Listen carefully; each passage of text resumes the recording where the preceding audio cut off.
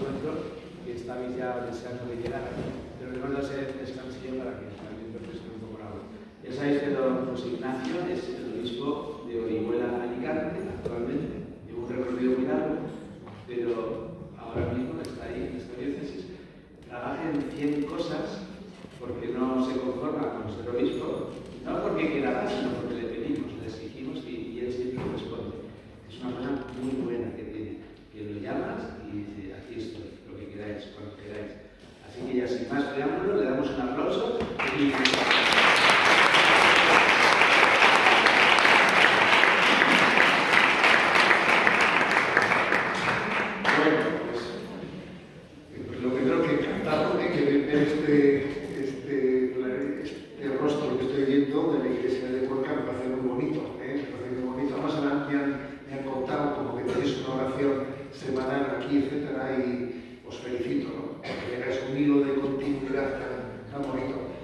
Y con respecto un poco a cómo podríamos hacer, a ver, yo la verdad es que no he pensado en la charla, o sea, yo creo que sería igual, os cuento algunas cosas de mí, digo yo, os cuento algunas cosas y luego hacemos un diálogo, ¿os parece?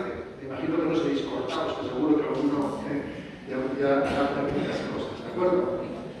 Bueno, a ver, pues os hablo un poco de la experiencia de mi vida, porque aunque no parezca, también yo he sido joven y he tenido pelo, y entonces he pasado por otras etapas de la vida. Bueno, yo soy de San Sebastián, y os voy a contar un poco la historia de mi vida de fe. Cada uno ha tenido su historia. Y como la mayoría de vosotros, igual no todos, pero para mí ha sido clave mi familia. Ha sido clave mi familia, que me transmitió la fe de una manera muy sencilla, en un tiempo en que a mí me tocó vivir en San Sebastián, que era complicado, porque eran los años en los que estaba la ETA, que era un grupo terrorista, que vosotros ya sois tan jóvenes que muchos ya estaréis olvidados de esa historia, porque aquí la vida corre, algunos están ya aquí que habrán nacido casi cuando ya terminó la historia de ETA, no tanto.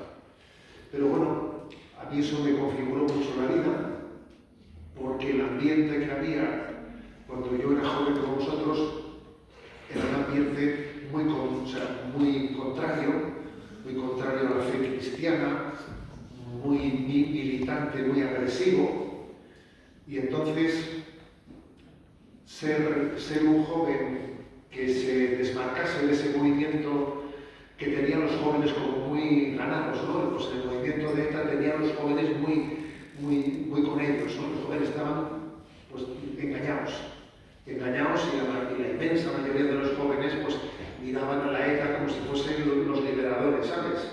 Como si fuesen esos son los liberadores, ¿no? Entonces era así, Y me acuerdo que éramos pocos en clase los que más o menos teníamos una fe cristiana y una fe católica que resistíamos a eso, éramos pocos. El sacerdote, que era capellán del colegio, era un colegio religioso, pero a pesar de que era religioso, las cosas estaban así, ¿sabes? Así de claro, vamos a ser, ¿no? El sacerdote solía convocar un grupo de jóvenes para juntarse, para preparar el Evangelio del domingo, y éramos unos pocos los que nos solíamos juntar, unos poquitos. Entonces las clases eran de 50, éramos 50 en clase, una cosa así, una burrada, Pero los que acudíamos a ese grupo éramos poquitos. 6 o 7, o sea, éramos una minoría. Pero entre nosotros fuimos haciendo una gran ayuda. Yo me di cuenta que no se podía ser cristiano por libre, porque te comía aquel ambiente. Nos juntábamos los sábados por la mañana, preparábamos el Evangelio de las lecturas del domingo, y cuando luego nos ayudábamos a ir a misa, quedábamos para ir juntos a misa, pues igual el cura pues, decía alguna cosa que alguien habíamos comentado en la reunión, decía, mira lo que tú dijiste y tal, pues a ver, o sea, atendíamos en misa porque habíamos preparado las lecturas del domingo, y entonces, quieras tú que no, eso hacía que nuestra participación fuese más activa, ¿no? Y eso nos ayudó a ser cristianos. Aquel sacerdote nos invitó a hacer ejercicios espirituales, y eso fue algo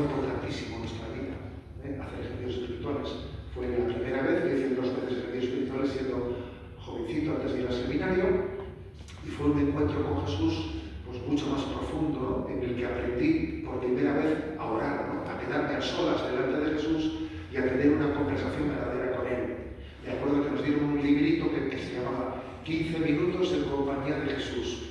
Y el librito te decía, a ver, háblale a Jesús, cuéntale lo que has hecho, ¿no? O sea, que nos enseñaba cómo hablarle a Jesús, ¿no?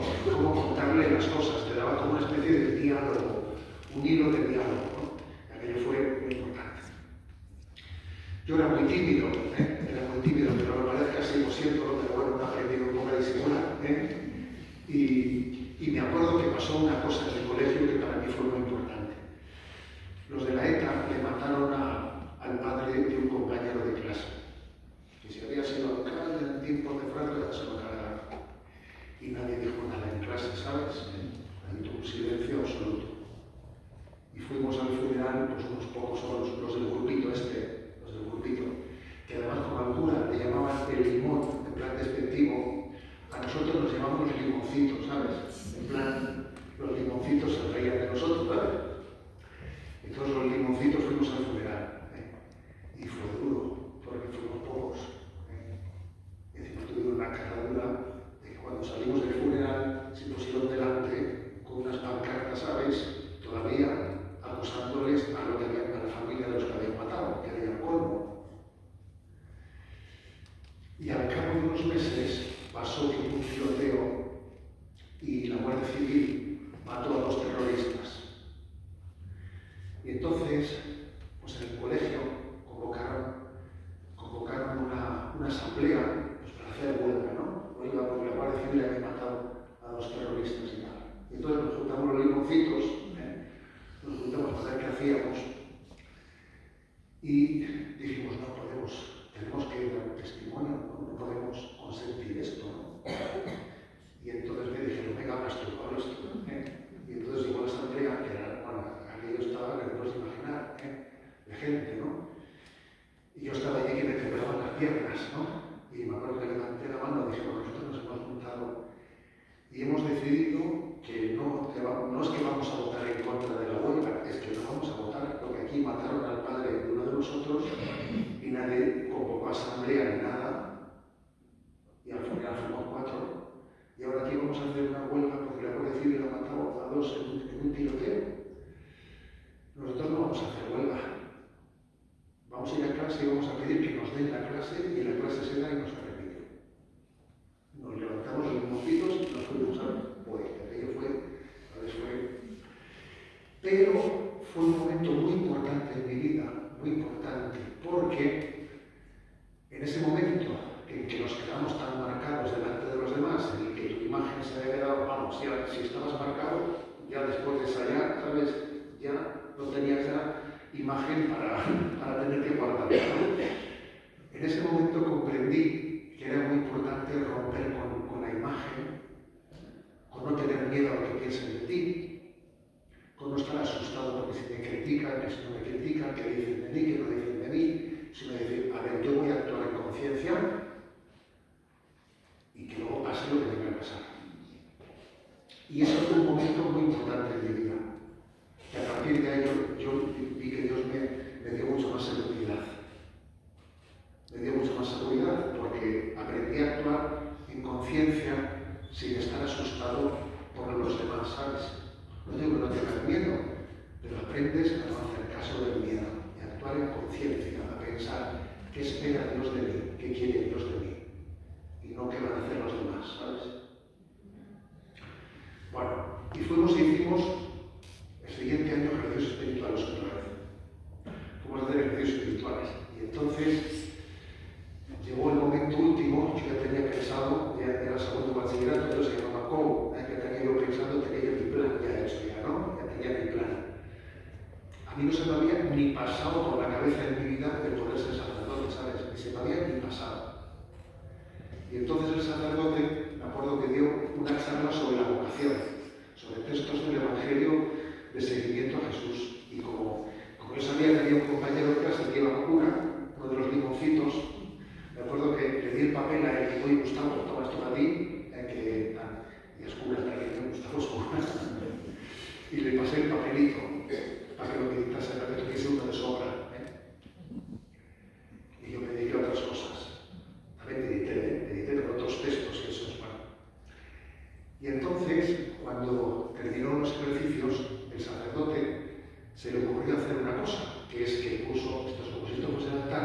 puso allí un brasero con carbones ardiendo, entonces nos repartió a todos con un papel en blanco, con boli, para que cada uno pusiese, escribiese pues, el compromiso que él quería hacer de los ejercicios, el compromiso que tomaba y se levantase y lo dejase. Y todo el mundo cogía el papel y todo el mundo iba escribiendo cosas y pues, escribiría lo que tenía que escribir cada uno, mi compromiso es este, y se levantaban y me entregaban en el brasero y yo a mí no se me ocurría qué poner. Yo decía, a misa ya voy. El rosario ya lo rezo. ¿Puedo hacer un día por la mañana? Pues es que en este tiempo no lo voy a hacer. Y no se me ocurría. Y me quedaba el último. Ya por vergüenza, me acuerdo que puse José Ignacio, firmé, y dije, Señor, lo que tú quieras. Yo firmo blanco. Y cogí lo entregué. Fíjate. Eso era el 12 de noviembre, la víspera de mi cumpleaños, ¿no? Terminaron los ejercicios y fuimos a casa. Y esa noche, por primera vez en mi vida, que nunca se me había ocurrido, se me pasó por la cabeza que Jesús pudiese querer de mí ser sacerdote. Claro, vino con una fuerza tremenda, me rompía totalmente los esquemas porque yo no había hecho otra película, ¿sabes? Y la tenía un poco ya montadita, porque en esta vida hacemos un castillo en el aire, ¿no? Me costaba mucho, pero por otra parte me daba como una paz y una alegría increíble, ¿no? Entonces yo decía, ¿cómo algo que me cuesta tanto me puede dar tanta paz y alegría, ¿no? Y me acordé del papel que había escrito, que había firmado José Ignacio, ¿no? Entonces me quedé delante del Señor y dije, a ver, Señor, si tú quieres que yo sea sacerdote, a ver, yo lo que tú quieras, pero lo que te pido es que esto no sea una alucinación mía, ¿sabes? Eso es lo que yo le dije, ¿no? Bueno, fue una noche de oración, pero yo al día siguiente se lo dije a mi madre, fíjate, yo al día siguiente que el día se lo conté a mi madre. Y bueno, desde entonces la verdad mi vocación fue así, fue muy repentina en ese momento, y os puedo decir que he sido muy feliz, ¿no? Que el seminario fue, vamos, fui a Toledo, fue un regalazo tener unos compañeros que eran mucho más maduros que yo. Fue un regalo tener esos compañeros. Entonces éramos un montón, éramos 120. Aquello era un ambientazo que no veas tú. Y muchos de ellos ahora son obispos. Creo que tengo 14 compañeros ahí que estuvimos que son obispos ahora, 14. Pero todos eran un poco más mayores que yo. Eran algo más mayores y entonces hacían un poquito como de padre conmigo, ¿sabes? Porque yo entré jovencito, ellos ya tenían carreras hechas. Entonces, pues yo creo que a mí me cuidaban un poco como el jovencito, ¿no? Y me fue un regalazo estar con ellos. Fue la época de oro de mi vida, ¿no? El seminario. No porque después no haya sido feliz, lo he sido, pero es que tener esos años para ti en el seminario con esos compañeros, eso es un lujazo. Un lujazo, ¿no? Luego, morí a San Sebastián, me ordené sacerdote y fui 20 años sacerdote, 20 años en Zumárraga, en una población, se llamaba Zumárraga, 20 años de cura, bueno, 20 años de cura, entras en todas las casas, vives la vida de la gente, sus alegrías, sus sufrimientos, conoces a todo el mundo, y la verdad es que ser párroco de un sitio en el que estás tanto tiempo es una maravilla, porque conoces a la gente en sus problemas. Por ejemplo, en aquellos años había mucho problema con la heroína. Eran los años de la heroína y el SIDA, que todavía no había retrovirales. Ahora, hoy en día el SIDA ya no es una enfermedad mortal, pero entonces no había retrovirales y el que cogía el SIDA se moría. Y hubo 108 chicos en el pueblo, 108 chicos que murieron de SIDA, porque estaban enlazados en la heroína. Y para mí, pues animarlos a que fuesen al proyecto, a que se desenganchasen de la broma, ayudarles a morir en gracia de Dios. Eso fue importante en mi vida. Acompañar a esos chicos a que muriesen en gracia de Dios, ¿sabes? Me acuerdo incluso que murieron cuatro hermanos de una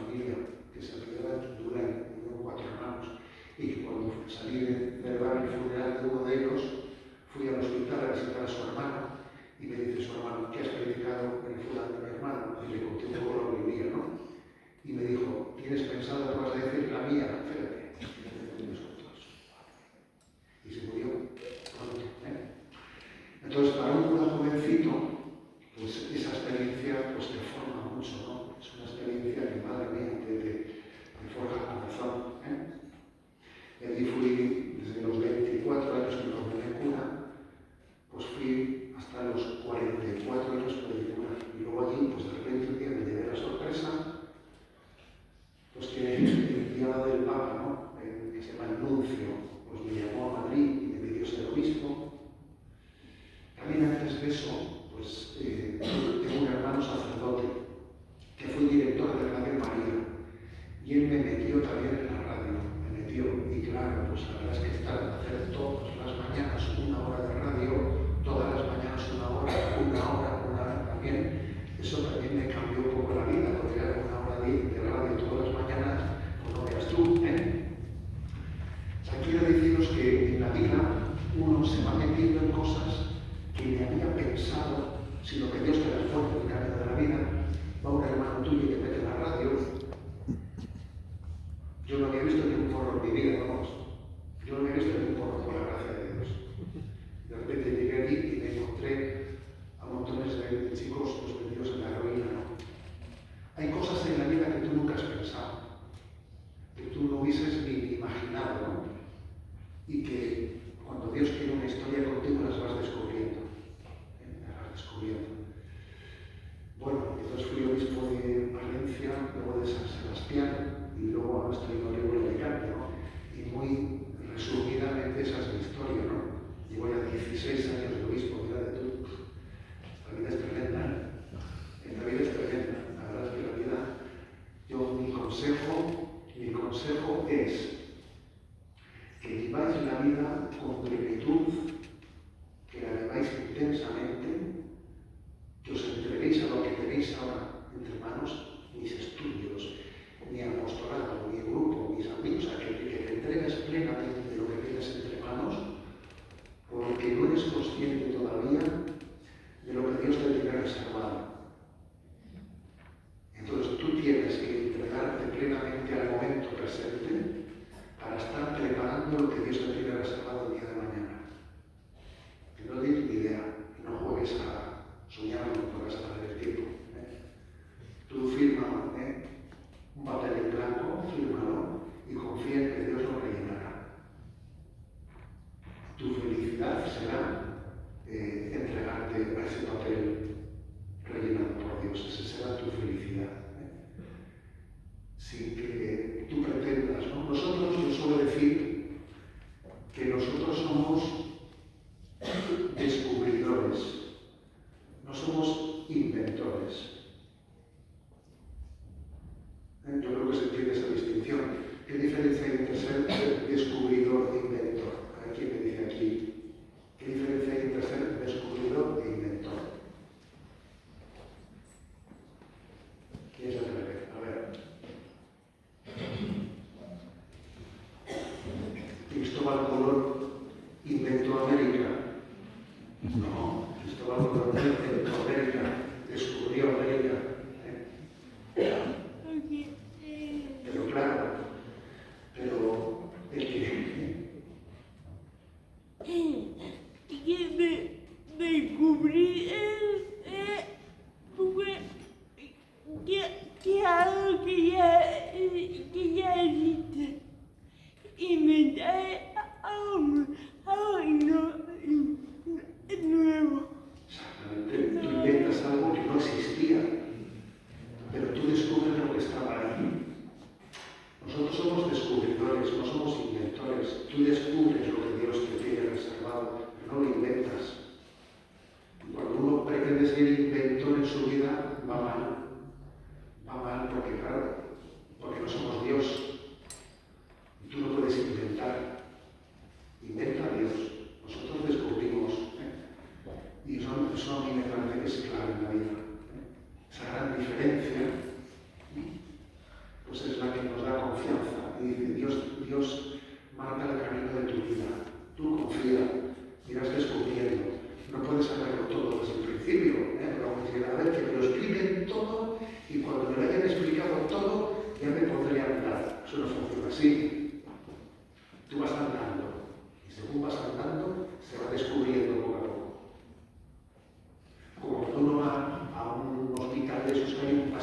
larguísimo, un pasillo largo que está todo oscuras, ¿no? Y uno dice, a ver, que iluminen el pasillo hasta el final para empezar a andar. Y no funciona así. Tú vas andando y según vas andando se van encendiendo las luces, porque tú al pasar las células fotoeléctricas, o como se diga, eso no tengo ni idea, ¿no? Pues se va encendiendo, pero hasta que no das el paso no se enciende, ¿no? Y yo creo que eso descubrimos la voluntad de Dios según tú vas dando pasos. Y esos pasos te van dando la luz de Dios. Bueno, por eso es muy importante ese voto de confianza en que Dios manifiesta su voluntad a los que intentamos pues, descubrirla. Bueno, y dicho muy brevemente, pues es un poco la historia de mi vida, es un poco la historia de mi vida, así dicha brevemente. Si os parece, pues a ver, charlamos un poco, ¿vale? A ver, ¿quién hace alguna pregunta?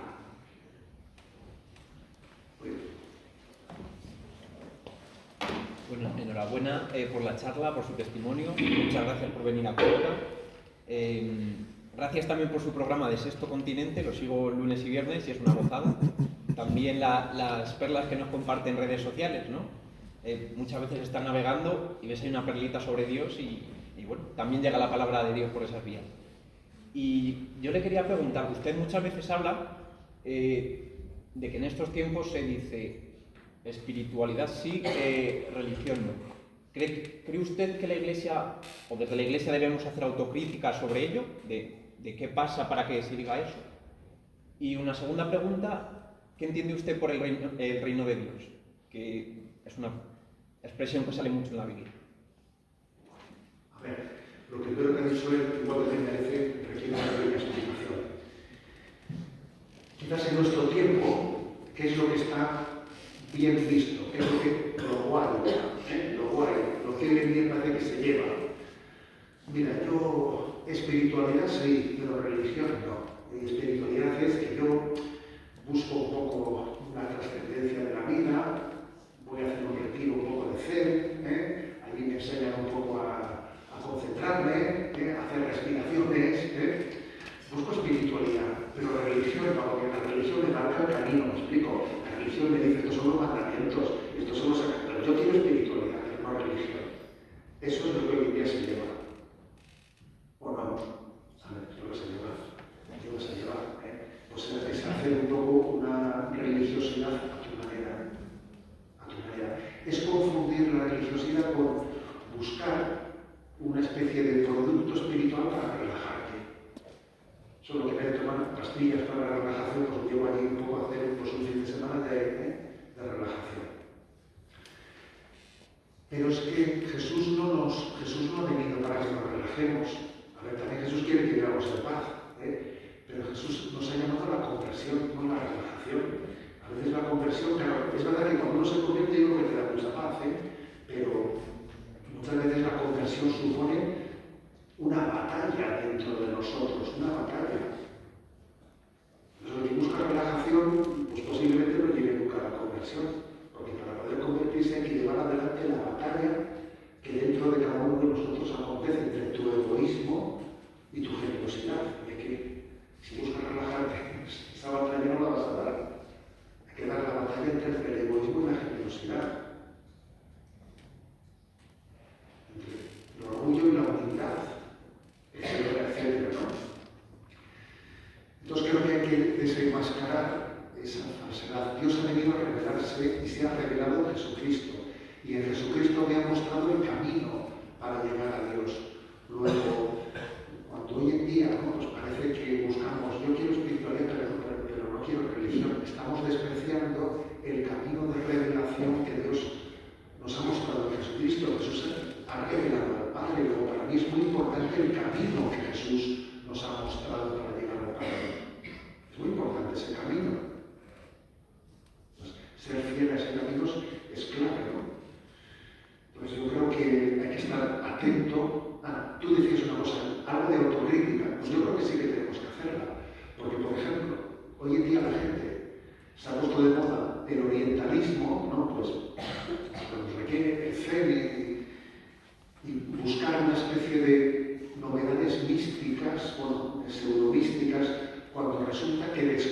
desconocemos la mística de casa. Por ejemplo, hoy es Santa Teresa de Jesús. Hoy es pues, el santo de una santa que es la cumbre de la mística. Y sus obras son maravillosas. Y aquí hay muchos españolitos que se van al Nepal a hacer no sé qué técnicas, ¿sabes? ¿No? Y desconocen la cumbre de la mística que es Santa Teresa de Jesús y San Juan de la Cruz. O sea, desconocemos el tesoro de casa y estamos como curioseando, ¿sabes? O sea, creo que esa autocrítica tenemos que hacerla, porque no hemos enseñado a mostrar los tesoros de la espiritualidad cristiana al mundo. Ni lo leemos. Yo cuando me enteré que Juan Pablo II, siendo joven, aprendió español con un zapatero, ¿era un zapatero? Que era enamorado de San Juan de la Cruz, y le dijo a aquel joven llamado Carlos Wojtyla: aprende español para poder leer a San Juan de la Cruz. Quedas alucinado. Y dices, o sea, que aquel joven de Cracovia aprendió español para poder leer a San Juan de la Cruz. Oye, nosotros lo tenemos en casa y ni lo leemos. Entonces yo creo que tenemos también que hacer una autocrítica porque no conocemos los tesoros que tenemos en casa. No los conocemos. Entonces, al no conocerlos, pues muchas veces divagamos, vamos por ahí curioseando, y entonces yo creo que esa autocrítica también, ¿por qué no mostrar más los tesoros, ¿no? Del catolicismo, de la tradición católica? Yo tuve la suerte inmensa de dedicar un año, hoy era muy jovencito, para ordenarme, me dijeron, tienes que esperar un año. Entonces dimos un año de espiritualidad y me dediqué todo un año a leer a San Juan de la Cruz. Y claro, eso fue un regalo impresionante en mi vida. Estamos llenos de tesoros en nuestra tradición que desconocemos. Entonces, claro, tenemos una ignorancia que luego viene cualquiera, nos lanza una crítica y no sabemos responderle. Bueno, y con respecto al reino de Dios, a ver, cuando Jesús transmite su mensaje de amor, su mensaje de redención al mundo, eso va transformando el mundo, transforma la sociedad, transforma el mundo del trabajo, transforma el mundo del estudio. O sea, la salvación de Jesús no solamente acontece dentro de tu alma, la salvación de Jesús transforma el mundo, transforma la amistad. ¿Tú te has dado cuenta, por ejemplo, que en un grupo de amistad de la parroquia hay otro estilo distinto a la amistad que se vive por la calle? ¿Te has dado cuenta de eso? ¿Te has dado cuenta, no? Pues eso es el reino de Dios. ¿Entiendes? A ver, es que el reino de Dios cambia, no solo que cambia por dentro, sino que cambia cosas por fuera. ¿Tú te has dado cuenta de que en un grupo de cristianos, pues igual la gente no se divierte de la misma manera que otra, ¿no? O no se habla de la misma manera? ¿Te has dado cuenta, no? Pues eso es el reino de Dios. El reino de Dios es que Jesucristo va transformando la cultura. La va transformando en la manera de atender a los ancianos, en la manera de hacer tantas cosas, ¿no? A ver, dame otra pregunta.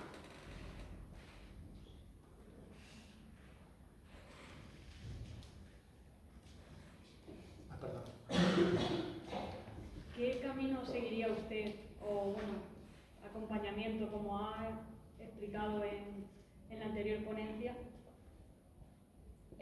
para darle un enfoque a las cofradías y a la espiritualidad dentro de los cofrades? Porque no es ningún misterio que no va más allá de lo tangible, que limitan su religiosidad a las imágenes, y me gustaría saber qué camino habría que seguir para mostrar el reino de Dios, para mostrar la palabra a aquellos que simplemente la desconocen.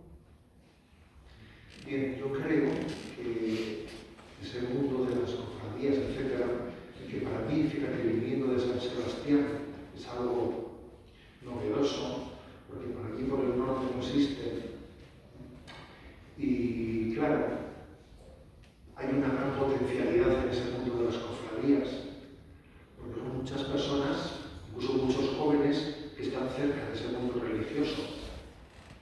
Y que no San Sebastián, si se bien pensar, ¿sabes? Como Barcelona y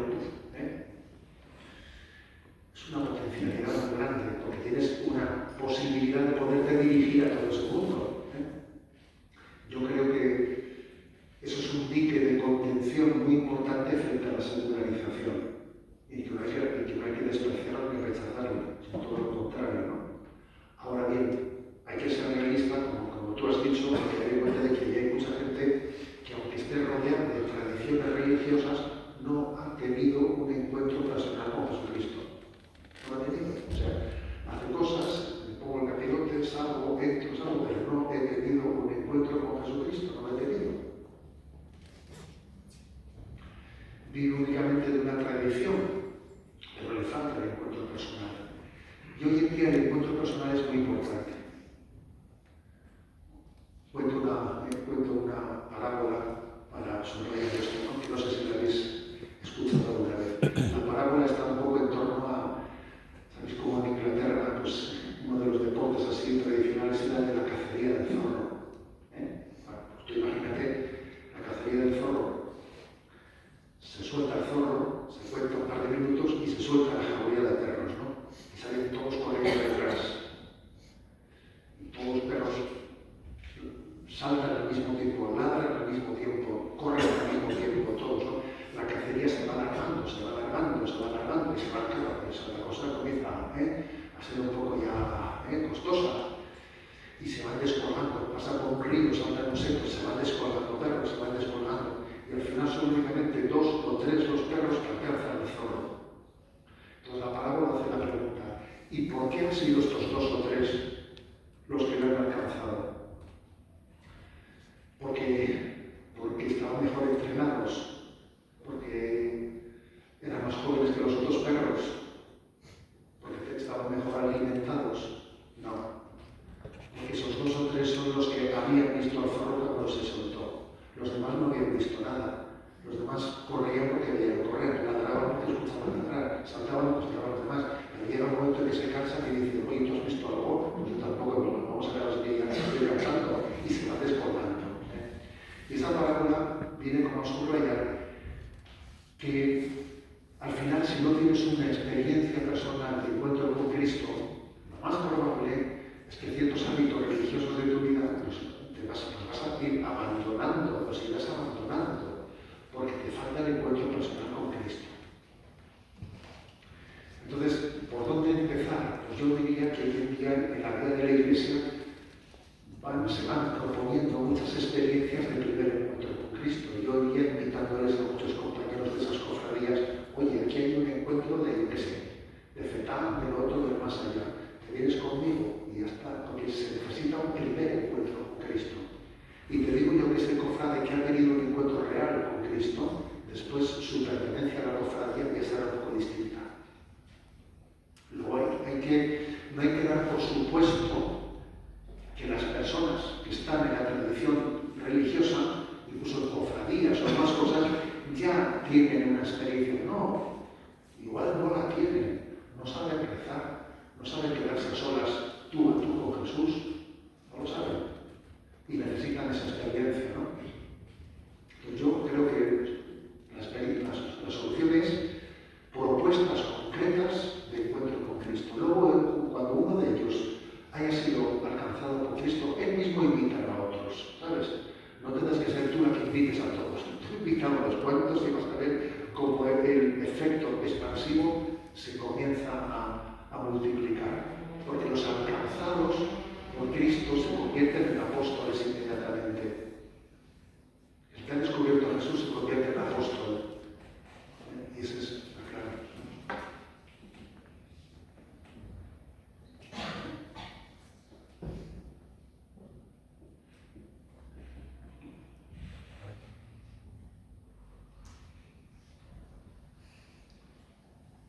En la devoción a la Divina Misericordia da cabida también a los jóvenes.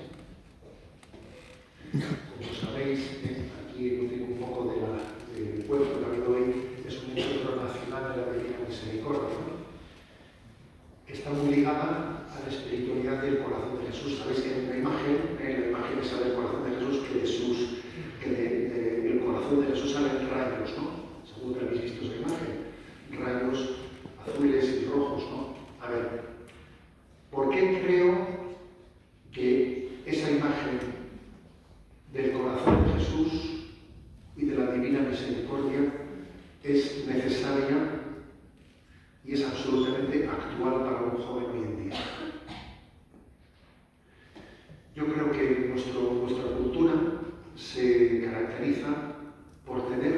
muchas heridas afectivas.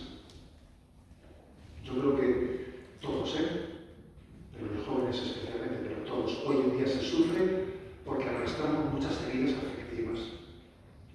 Porque las familias también han sido muy vulnerables. Aquí estáis muchos, pues seguro que habrá una buena parte entre vosotros que habéis visto el divorcio de vuestros padres, habéis visto muchas cosas que son duras, las rupturas, los divorcios, los problemas internos, y eso obviamente genera heridas en nuestro corazón. Heridas, porque hemos tenido la experiencia de que alguien me falló, alguien me traicionó, sufrí una decepción muy grande de un amigo, de una persona, de mis padres, de mis primos. En nuestra cultura hemos sido objeto de muchas decepciones y hay muchas heridas afectivas hoy en día que están causando montones de crisis de identidad incluso, ¿no? Entonces, eso ha generado una falta de autoestima, una falta de seguridad de nosotros mismos, porque psicológicamente, para que uno crezca de una manera madura, es importante que haya tenido la experiencia de un amor maduro, de haberse sabido amado incondicionalmente, de haber tenido una familia en la que uno haya tenido una experiencia de tener un suelo firme en el que pisar. Que no se te tiembles en ese suelo, ¿sabes? Que no estés viendo que la seguridad afectiva de tu vida está en peligro, porque nos fallamos mutuamente, porque entonces arrastramos muchas heridas. Y entonces necesitamos tener la experiencia de que el amor de Dios no falla, de que el amor de Jesucristo, que aunque podamos haber tenido la experiencia de ser traicionados o de ser decepcionados, que Jesucristo es el amigo que nunca falla, que es un amor incondicional, que soy amado incondicionalmente por Él. Pues creo que esa divina misericordia es importante, primero para no guardar rencores en nosotros hacia las personas que nos han fallado. Segundo, para saber que por encima de los errores de las personas que nos han rodeado está el amor de Dios, y el amor de Dios no falla. Entonces, yo creo que la espiritualidad del corazón de Cristo en nuestro tiempo tiene una actualidad muy grande por este conducto, porque tenemos una falta de autoestima, en la que también otra herida de nuestro tiempo, claro, cuando hemos tenido tantas decepciones y cuando hemos sido educados de una manera pues, tan, digamos, frágil, muchas veces nos hemos encerrado en nosotros mismos en una especie de narcisismo, en que cada uno busca, en una pequeña burbuja, busca su pequeñita felicidad. Y entonces, cuando uno se encierra en su burbuja, en su pequeña burbuja narcisista, necesita que alguien le enseñe a amar, que le descubra que solamente se puede ser feliz amando, dándote en el olvido de ti mismo. No siempre, ¿sabes?, buscándote a ti mismo en un narcisismo, porque así no se es feliz. Uno se es feliz con una experiencia de amor en la que, dándote plenamente, uno se descubre a sí mismo en su vocación al amor, aprender a amar, ¿sabes?, aprender a amar. Creo que es lo que la devoción al corazón de Jesús hoy en día nos ofrece, aprender a amar, que lo necesitamos claramente. Creo que hay una gran crisis de narcisismo, de que cada uno nos miramos a nosotros mismos. A mí me ha ayudado mucho la devoción al corazón de Jesús. Desde pequeño me educaron en ella. Hubo un sacerdote que en los primeros ejercicios, no los segundos, que fue cuando fue de un papelito, en los primeros, cuando terminaron los ejercicios nos dieron una estampa, que tengo por ahí guardada, que es del Cristo de Velázquez. Y entonces nos puso como una conclusión, ¿no? Y la conclusión era: viviré habitualmente en gracia de Dios, Y si caigo, me levantaré. Yo voy a luchar por vivir en gracia de Dios, por no vivir en pecado. Y si caigo, me levantaré, iré a confesarme y lucharé por vivir en gracia. Y luego nos puso abajo la oración que deberíamos de rezar. Dios es mi Padre, qué feliz soy.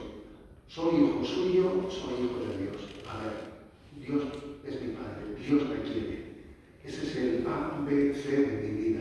Podrán pasar muchas cosas en mi vida, podrá haber muchos problemas, pero este pilar es un pilar firme, que pase lo que pase, que haya muchos terremotos en mi vida, esto no me lo va a quitar nadie. Dios es mi Padre, qué feliz soy. Soy hijo suyo, soy hijo de Dios. Nos decía, a ver chavales, repetidlo todos, Y repetíamos todos. Dios es mi Padre, qué feliz soy. Soy hijo suyo, soy hijo de Dios. Decía, repetidlo, grabado en vuestro corazón. Este es el ABC de tu vida. Pasarán muchas cosas, esto no te va a fallar. Y nos enseñó a ver que eso está reflejado en el corazón de Jesús, que te ama y nunca te fallará. Y nunca te fallará. A ver, por eso es tan importante. La imagen del corazón de Jesús y la divina misericordia, sabiendo que no te va a fallar nunca, que caerán chuzos, habrá terremotos, pasará de todo. Un día fallecerá tu padre, otro día pasará, no sé qué fue yo, un hermano tuyo tiene un accidente, pasarán muchas cosas. Dios es mi Padre, qué feliz soy, soy hijo suyo, soy hijo de Dios. Es básico, ¿sabéis?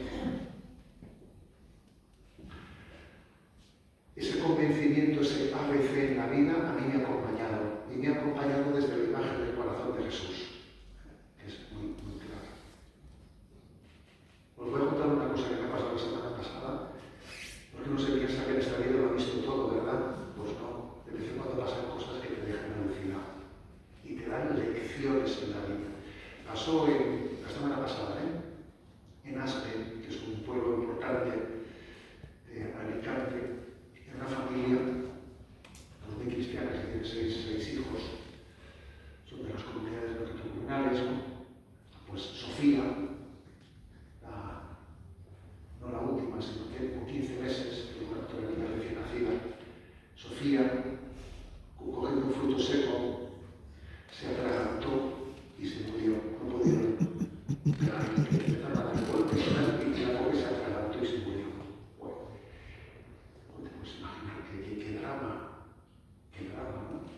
Bueno, pues cada enseguida ha corrido la noticia de que la niña se había atragantado en el fruto seco y te lo he puesto, fíjate. Tiene 6 niños y Sofía era la penúltima, ¿no? De 15 meses. Y yo dije, madre mía, vaya disgusto. Entonces me esperé, pedí su teléfono y esperé por la noche a llamarles, ¿no? Porque dije, ya estaba reunido en la cama. En las 10:15 les llamé y me cogí el teléfono y dije, mira, soy José Mario, el obispo. Y me dice, espera, que pongo ahí manos libres para que escuchen a mi mujer. Y bueno, quedamos un poco cómo estáis y tal. Pues empecé a preguntarme cómo estaban, cómo tal, ¿no? Y claro, me encontré con una familia de fe y yo dije, esto es un milagro. Y me cuentan que en la cena, el mayor de 7 años, había preguntado, papá, mamá, ¿y si aquí que estamos todos juntos, empezamos todos con mucha fe, Jesús puede resucitar a Sofía? Y me dice mi padre, y me dice, y yo le he dicho, mira Sofía no. Le dice, mira, Dios lo puede todo, pero eso no se lo podemos pedir, porque Sofía está con Dios, es inmensamente feliz y mucho más de con nosotros, y no podemos quitarla de Dios. Eso no se lo podemos pedir. Lo que tenemos que pedir es ir todos un día a la familia entera al cielo con ella. Bueno, yo escuché a ese padre, ¿no? Me emociono solo de acordarme de ello. Y dije, pues este tío, alguien le explicó lo que a mí me explicaron. Dios es mi Padre, qué feliz soy hijo suyo, soy hijo de Dios, y ya está. Y a partir de ahí, que pase lo que tenga que pasar, ¿sabes? Pero claro, tener ese convencimiento es muy importante, porque la vida no me refiero solamente a hechos dramáticos como este, sino acontecimientos igual mucho más triviales, en los que si no tienes un convencimiento fuerte, los pasos que des en la vida van a estar, son erráticos, porque te falta el ABC, porque te falta el rumbo. Si en la vida no tenemos unos cimientos bien puestos y un rumbo al que, si no sabemos de dónde venimos y a dónde vamos, ¿sabes? Vamos fatal. Yo vengo de Dios y voy a Dios. Yo existo porque Dios me ha creado, porque Dios me ha amado. No existo por equivocación. Incluso si alguien fuese un hijo no deseado, que fue concebido de rebote, que sepa que Dios pensó en él y por encima del error de alguien, Dios le creó y pensó en él de una manera única e inequívoca. Yo no existo por casualidad, existo porque Dios me ha creado y ha pensado en mí. Y tengo un destino eterno. A ver, eso es determinante. Si no, cuando uno no sabe de dónde viene y a dónde va, es imposible decirle que dé lo mejor de sí mismo en esta vida. Solamente cuando sabemos que venimos del amor de Dios y que nos dirigimos a la eternidad, podemos dar lo mejor de nosotros mismos en esta vida. De lo contrario es pedirle peras al olmo. Pedirle a alguien que sea un tío sacrificado, un tío que dé la vida por los demás. Si no saben de dónde viene a dónde va, ¿cómo vas a pedir eso? Eso no se le puede pedir a alguien que no ha recibido la conciencia viva de dónde vengo y a dónde voy. ¿Cuál es mi ADN espiritual? ¿Cuál es el ABC de mi vida? Y yo creo que eso está reflejado pues en la imagen del corazón de Jesús. Con perdón de Descartes, soy amado, luego existo. O sea, no pienso, luego existo, no, soy amado, luego existo. Existo porque he sido amado por Dios. Y de ahí nace mi vida. Entonces yo, cada vez que veo la imagen del corazón de Jesús, digo eso. Soy amado, luego existo. Existo porque he sido amado por Dios. Su amor me dio a luz.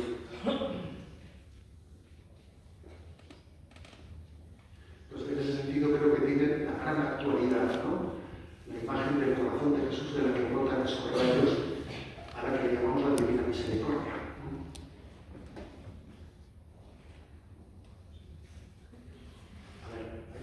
No, perdón, A si ver. hay gente joven, prefiero a gente joven. A ver, adelante estos jóvenes, venga. Muchas gracias, influencia. Y quería hacerle un par de preguntas. La primera, pues, ¿cómo podríamos fortalecer nuestra relación con la Virgen para tenerla siempre presente en nuestro día a día y seguir a Jesús a través de ella? Y la segunda pregunta, quería pedirle un consejo a nosotros los jóvenes a poder vivir nuestra fe con ilusión, con alegría, incluso en momentos de padecimiento o en ambientes en los que no se vive la misma fe o con personas que no han escuchado nunca la palabra de Dios. Bueno, está claro que yo creo que hace falta dos cosas. Hace falta solo Dios no quiere que caminemos solos.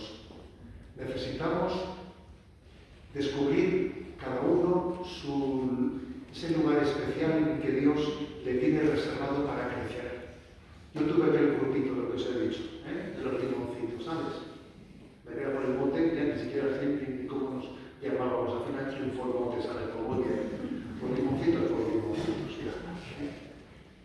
Cada uno necesita un lugar en el que descubra su experiencia de fraternidad, en la que unos tiremos de otros para adelante. Dios no quiere que caminemos en solitario. Y ahí está el tema de las espiritualidades, de los carismas. Dios da carismas, Dios da espiritualidades. Y es posible que en un sitio, en otro sitio, yo descubra, lo vaya descubriendo. Uno tiene que estar abierto a ver qué le muestra Dios en la vida. ¿Vale? Y segundo, experiencias de oración. Creo que hay que tener una vida de oración seria. A mí me dieron aquel librito de 15 minutos en compañía de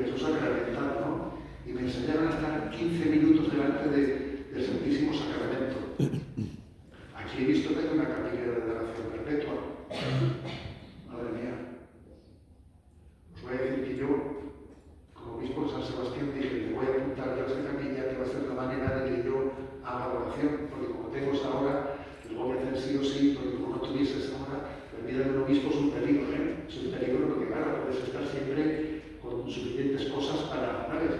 Dije, me voy a apuntar yo a esa hora porque así de esa manera aseguro la oración sí o sí.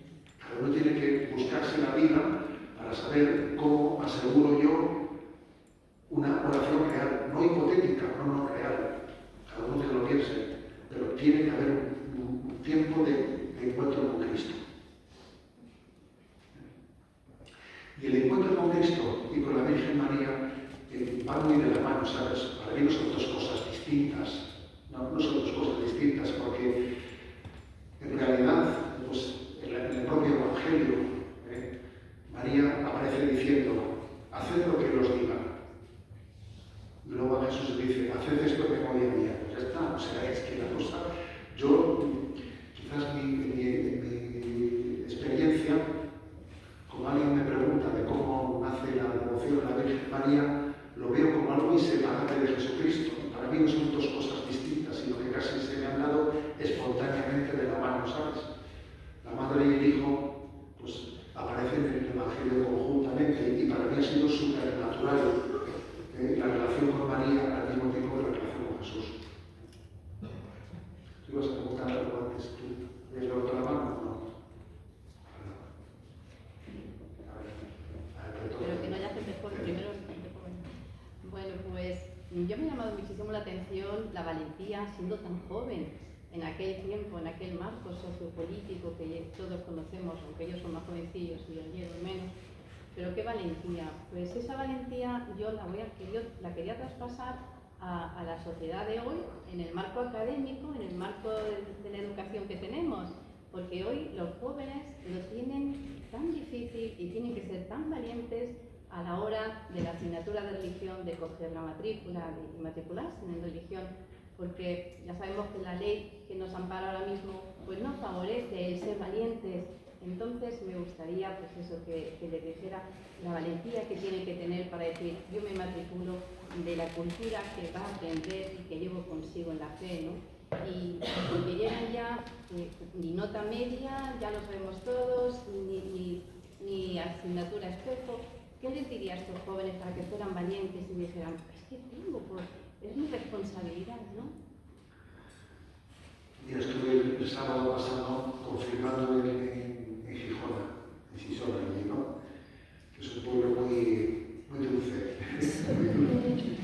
Y entonces me contaron que en el primer bachillerato la hora de religión se la han puesto o de 8 a 9 de la mañana, una hora antes de empezar la clase, o de 2 a 3 de la tarde, ¿sabes? Cuando ya terminó la clase, me quiera que se vaya el autobús y se quedan, claro, tú fíjate la que se ha montado ahí, ¿no?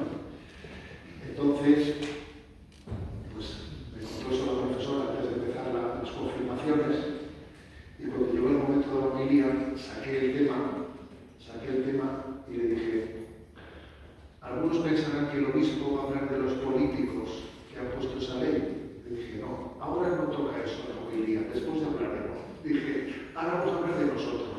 Dije, vamos a hablar de nosotros.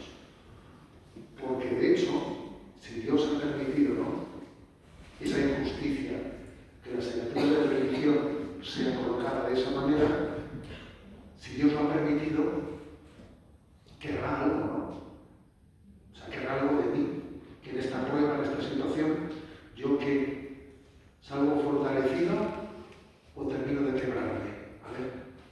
Luego ya hablaremos de los políticos, ¿sabes? Pero ahora no nos escudemos para que hablando de los políticos no respondamos a esta pregunta. Dios algo querrá de esta situación en la que yo me veo, ¿no? Y les dije, hay una famosa frase de Chesterton, porque yo suelo citar mucho a Chesterton, porque es un autor de esos que te ayuda a pensar, ¿no? Y dice Chesterton, la única manera de saber si estás vivo es ver si eres capaz de nadar en contra de corriente. Porque claro, si solo nadas a favor de corriente, a ver si estás nadando, te estás arrastrando el agua, ¿sabes?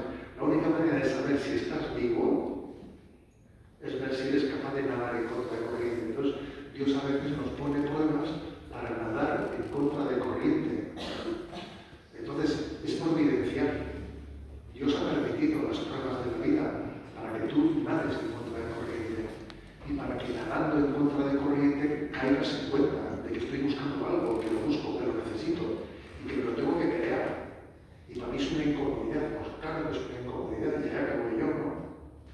Claro, cuando yo me he ido por ahí de visita a los misioneros en África, y claro, y ves la gente lo que hace por ir a una misa en no sé qué sitio, y dices, tú, madre mía, estos tíos han montado, o sea, han salido por la casa encima para poder comer, para poder cenar, para ir a no sé qué lugar donde va a haber una misa, y nosotros la tenemos ahí al lado de casa.